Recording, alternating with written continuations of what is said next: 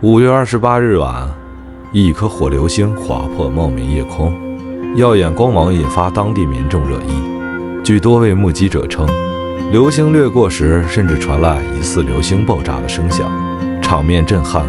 茂名多地监测站记录下火流星划过夜空的瞬间。不过，也有网友猜测，这可能并非火流星，而是军方某种神秘武器。有人指出，早在5月14日，也曾记录到类似的火球。那问题来了，这是天文奇观，还是不为人知的军事试验？你觉得呢？